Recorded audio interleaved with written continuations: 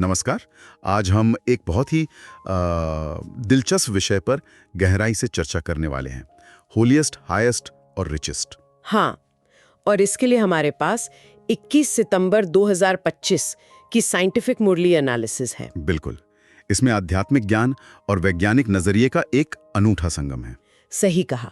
हमारा मकसद है इन शब्दों के गहरे मतलब को समझना, होलीएस्ट, हाईएस्ट और रिचेस्ट। और ये भी देखना कि ये पुराने आध्यात्मिक विचार आज के विज्ञान से, जैसे ब्रेन साइंस है, साइकोलॉजी है, इनसे कैसे जुड़ते हैं। और सबसे जरूरी, हमारी रोजमर्रा की जिंदगी को ये कैसे बेहतर बना सकते हैं। हाँ, तो चलिए इस विश्लेषण से जो महत्वपूर्ण बातें हैं उन्हें निकालते हैं।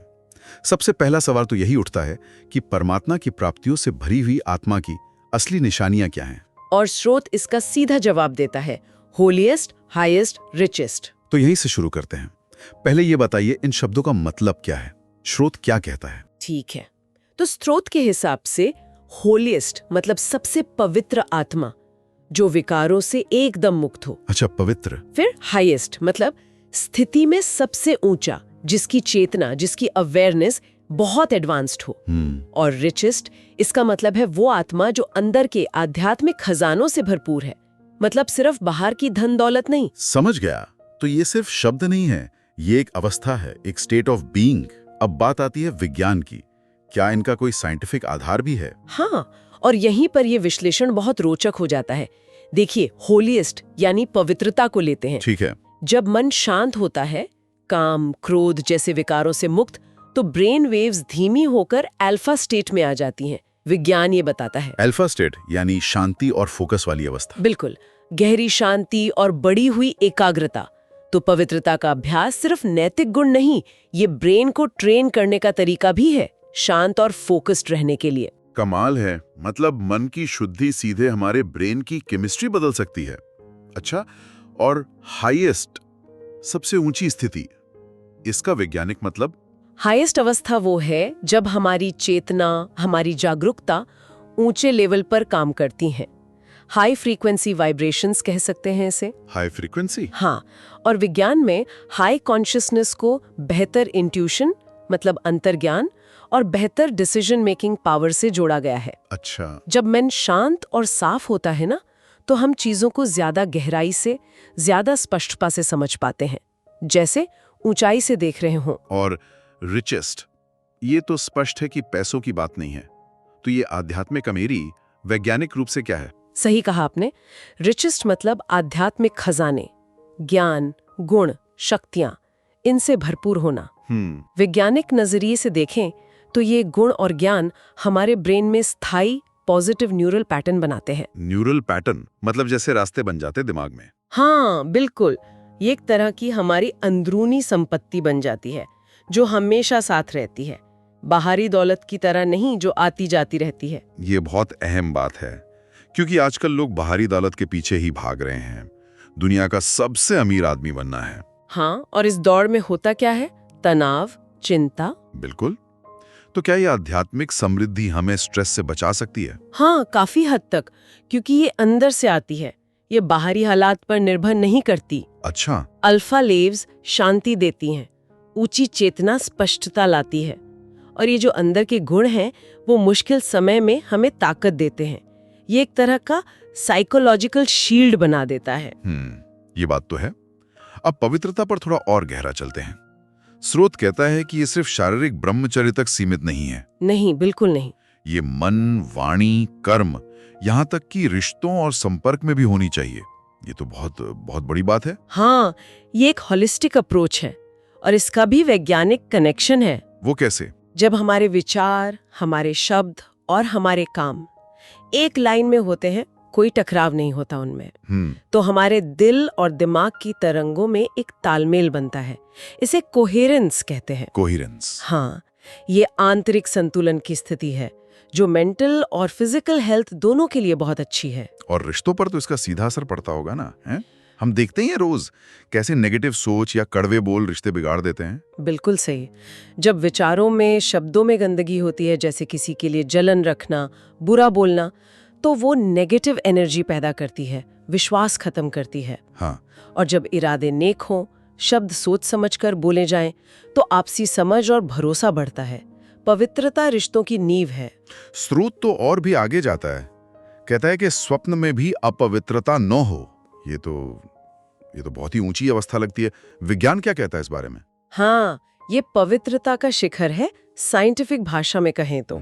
इसका मतलब है कि सिर्फ हमारा चेतन मन नहीं, हमारा अवचेतन मन, सबकॉन्शियस माइंड भी, अच्छा, वो भी पूरी तरह से नेगेटिव पैटर्न से मुक्त हो चुका है। आप इसे कह सकती हैं कंप्लीट पॉजिटिव न्यूरल प्रोग्रामिंग। पूरी तरह पॉजिटिव प्रोग्रामिंग। हाँ, पुरानी चिंताएं, डर, बुरी यादें सब साफ। ये आज के समय में कितना जरूरी लगता है। इतने लोग एंजाइटी, स्ट्रेस, बुरे सपनों से परेशान हैं। तो क्या ये पवित्रता का अभ्यास इसमें मदद कर सकता है? बिल्कुल कर सकता है। जब हम होश में जानबूझकर पवित्रता का अभ्यास करते हैं तो धीरे धीरे ये हमारे सबकॉन्शियस पर भी असर डालता है। इससे नींद अच्छी हो सकती है और एक तरह की सबकॉन्शियस हीलिंग होती है। अच्छा, मन शांत होगा तो चिंता, बुरे सपने वो अपने आप कम हो जाएंगे। ठीक है। अब आते हैं रिचेस्ट पर, आध्यात्मिक खजाने। स्रोत कहता है ऐसी आत्माएं कल्प के सबसे धनी हैं। हाँ, जिनके पास ज्ञान, गुण, शक्तियां हैं। ये अविनाशी हैं। ये दुनिया की दौलत से कैसे अलग है? ये बहुत बहुत महत्वपूर्ण फर्क है। देखिए, दुनिया की दौलत क्या है? बैंक बैलेंस, प्रॉपर्टी, सोना, हाँ, ये सब बाहरी हैं। बाहरी भी हैं और अस्थाई भी। आज हैं, कल शायद ना हो। सही बात है। लेकिन आध्यात्मिक धन, हमारा ज्ञान, समझ, हमारे गुण, शांति, प्रेम, धैर्य, हमारी आंतरिक शक्तियां, ये हमारे वजूद का हिस्सा बन जाते हैं। अच्छा, ये हमारे ब्रेन में परमानेंट न्यूरल कनेक्शन बन जाते हैं। स्रोत तो यहाँ तक कहता है कि ये संस्कार ये कई जन्मों तक साथ चलते हैं। कई जन्मों तक? क्या इसका कोई मॉडर्न साइंटिफिक इशारा भी है? ये थोड़ा कॉम्प्लेक्स है, लेकिन हाँ, मॉडर्न साइंस में खासकर एपिजेनेटिक्स का जो फील्ड है, एपिजेनेटिक्स, हाँ, वो स्टडी करता है कि कैसे हमारे अनुभव, हमारा माहौल, हमारे जीन्स के एक्सप्रेशन को बदल सकता है और कुछ हद तक ये बदलाव अगली पीढ़ी तक भी जा सकते हैं। जन्म या पुनर्जन्म साबित नहीं करता, पर ये बताता है कि हमारी जिंदगी के अनुभव और सीख हमारे बायोलॉजिकल लेवल पर गहरे निशान छोड़ सकते हैं। तो इस नजरिए से देखें तो अंदरूनी विकास, गुणों को जमा करना, यही शायद सबसे स्थायी, सबसे सच्ची दौलत है। और स्रोत एक और मजेदार बात कहता है, इन खजानों को ना चोर चुरा सकता है, ना पानी डुबो सकता है, ना आग जला सकती है। हाँ, ये पूरी तरह से सेफ है। इसकी साइंटिफिक व्याख्या भी सीधी है। हमारा ज्ञान, हमारे अनुभव, हमारे गुण, ये सब हमारी लॉन्ग टर्म मेमोरी और न्यूरल सर्किटरी में स्टोर्ड हैं। अब मान लीजिए जीवन में कोई संकट आया, कोई फाइनेंशियल लॉस हुआ या कोई नेचुरल डिजास्टर, हाँ, तो बाहरी चीजें तो नष्ट हो सकती हैं, लेकिन हमारे अंदर की शांति, हमारा धैर्य, हमारा ज्ञान, हिम्मत, उसे कोई नहीं छीन सकता। सही कहा। यही अंदरूनी खजाना हमें मुश्किल हालात में रेजिलियंस देता है, स्थिरता देता है। तो हमने इन अवस्थाओं को समझा, होलीएस्ट, हाईएस्ट, रिचेस्ट, इनके गहरे मतलब और वैज्ञानिक कनेक्शन भी देखें। लेकिन सवाल यह है कि रोजमर्रा की भागदौड़ में इन्हें साधे कैसे? क्या स्रोत कुछ प्रैक्टिकल तरीके बताता है? हाँ, बिल्कुल। और अच्छी बात यह है कि तरीके बहुत सरल हैं पर शक्तिशाली। अच्छा, जैसे? सबसे पहला और शायद सबसे आसान अभ्यास है बिंदी स्मृति। बिंदी? हाँ, इसमें 3 बिंदियों पर फोकस करने को कहा गया है। मैं आत्मा, एक बिंदी। हाँ। प्रकाश का बिंदु, मेरा पिता परमात्मा, वो भी एक बिंदी। हाँ। और ड्रामा यानी जीवन का जो खेल चल रहा है, उस पर फुल स्टॉप की बिंदी। सुनने में तो बहुत सरल है, बिंदी पर ध्यान लगाना। इसका वैज्ञानिक महत्व क्या है? ये एक तरह की माइंडफुलनेस टेक्निक है। अच्छा। जिसे विज्ञान में माइंडफुल पॉज कहते हैं, एक सचेत ठहराव। Mindful pause? हाँ, जब दिमाग में बहुत ज्यादा विचार चल रहे हों, थॉट ओवरलोड जिसे कहते हैं। वो तो होता है अक्सर। तो किसी एक पॉइंट पे जैसे बिंदी पर फोकस करने से हमारे ब्रेन का जो स्ट्रेस सेंटर है, अमिगडाला, वो शांत होता है। अच्छा। विचारों की दौड़ रुकती है, तुरंत शांति महसूस होती है। ये तो कमाल का है, खासकर आजकल के युवाओं के लिए जो ओवर थिंकिंग से बहुत परेशान रहते हैं। तो ये बिंदी मेथड एक तरह का इंस्टेंट स्ट्रेस रिलीफ टूल हुआ। बिल्कुल। बहुत प्रैक्टिकल है। मैं आत्मा हूँ, अपनी असली पहचान याद आती है। बाबा मेरे साथ हैं, सुरक्षा महसूस होती है। ड्रामा पर फुल स्टॉप, अतीत और भविष्य की चिंता से निकलकर वर्तमान में आते हैं।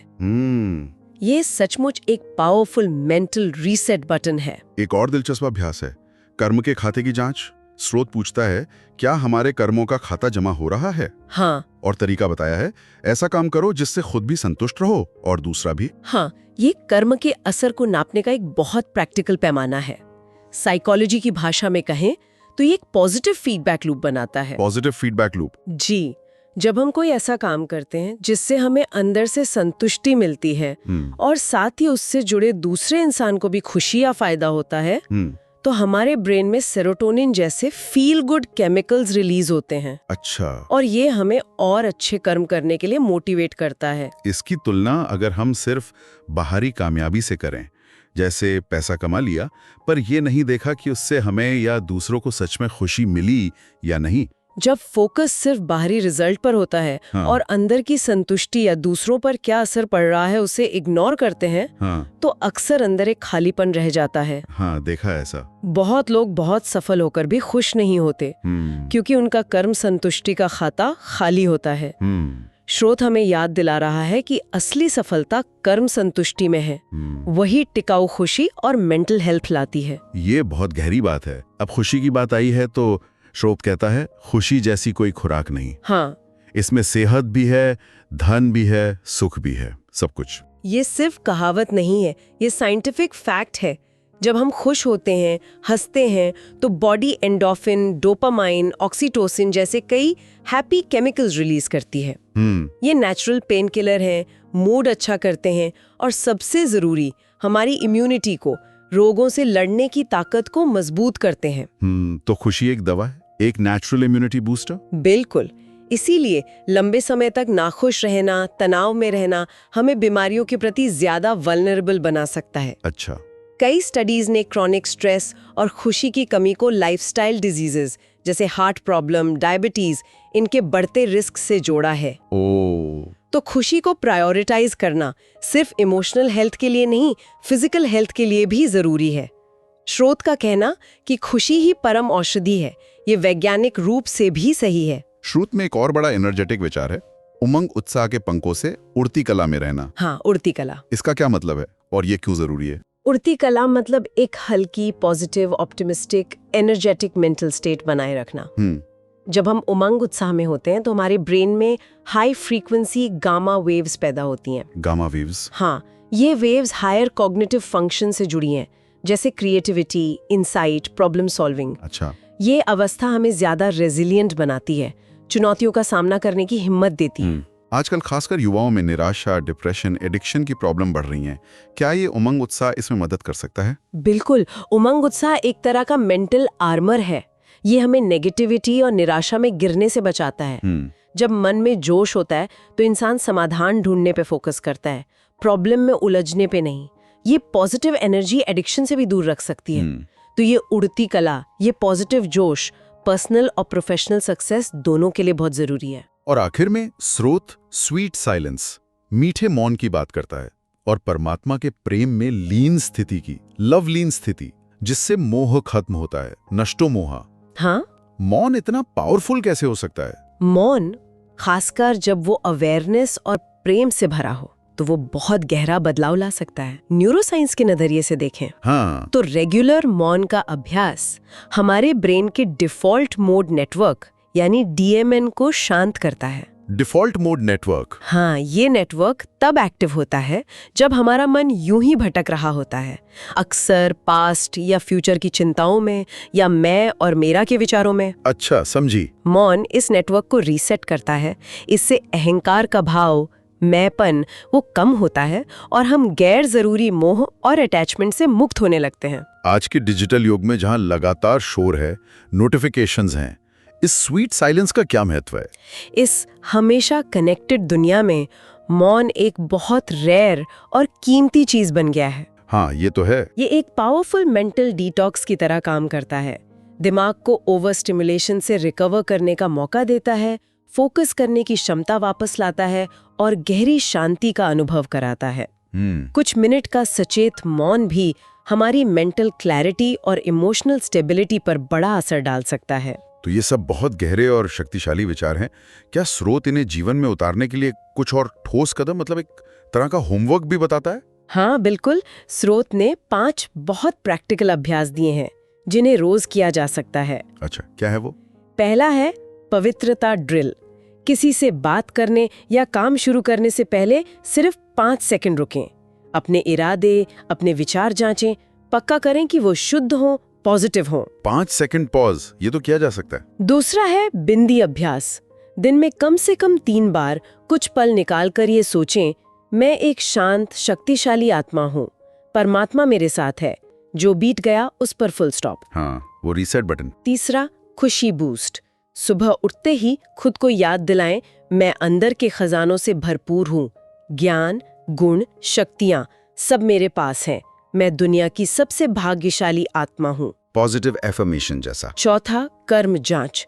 रात को सोने से पहले 1 मिनट सोचें या चाहें तो लिख लें, आज मैंने ऐसा कौन सा कम से कम एक काम किया जिससे मुझे सच्ची खुशी और संतुष्टि मिली और जिससे किसी और को भी खुशी या मदद मिली। अपने कर्मों का हिसाब। अच्छा है। और 5वां, मौन व्यायाम। शाम को या जब भी मौका मिले 10 मिनट शांति से बैठें, मोबाइल वगैरह सब दूर, बस अपने अंदर की शांति और परमात्मा के प्यार को महसूस करने की कोशिश करें। ये तो बहुत ही करने लायक अभ्यास लग रहे हैं, अपनी रूटीन में शामिल किए जा सकते हैं। हाँ, तो इस पूरी चर्चा का सार क्या निकलता है? मुख्य संदेश क्या है जिसे श्रोता अपने साथ लेकर जाएं? मेरे ख्याल से मुख्य संदेश ये है कि ये जो आध्यात्मिक सिद्धांत हैं, पवित्रता, ऊंची चेतना, अंदरूनी समृद्धि, खुशी, सचेत कर्म, मौन, ये सिर्फ फिलॉसफी में ही है। ये आज की दुनिया की जो चुनौतियां हैं, स्ट्रेस, मेंटल फटीग, रिश्तों में कड़वाहट, लक्ष्यहीनता, इनका सामना करने के लिए वैज्ञानिक रूप से समर्थित प्रैक्टिकल लाइफस्टाइल टूल्स हैं। हाँ, जैसे पवित्रता और मौन हमें इमोशनल स्टेबिलिटी देते हैं। बिल्कुल। खुशी हमारी सेहत सुधारती है। बिंदी अभ्यास ओवरथिंकिंग कम करता है। और कर्म संतुष्टि हमें एक मीनिंगफुल लाइफ जीने में मदद करती है। सही। और जब हम इन्हें अपनी जिंदगी में अपनाते हैं तो ये सिर्फ हमें पर्सनली नहीं बदलते। हाँ। ये हमारे रिश्तों को, हमारे काम को, दुनिया को देखने के हमारे नजरिए को भी बदलते हैं। स्रोत का मानना है कि इसी अंदरूनी बदलाव में दुनिया को बदलने की चाबी छुपी है। बिल्कुल। तो अंत में स्रोत से एक विचार श्रोताओं के मनन के लिए छोड़ते हैं, है ना? हाँ जरूर। विचारों में सबसे पवित्र, होलीएस्ट, स्थिति में सबसे ऊंचे, हाईएस्ट, और आंतरिक खजानों में सबसे धनी, रिचेस्ट। तब आपके कंपन, आपकी वाइब्रेशंस स्वतः ही आपको और इस दुनिया को ठीक करने लगेंगे। ये एक बहुत शक्तिशाली संकल्प है। ये याद दिलाता है कि हमारे अंदर की दुनिया का असर सिर्फ हम तक नहीं रहता, वो बाहर की दुनिया को भी प्रभावित करता है। इस पर सोचना वाकई में सार्थक होगा।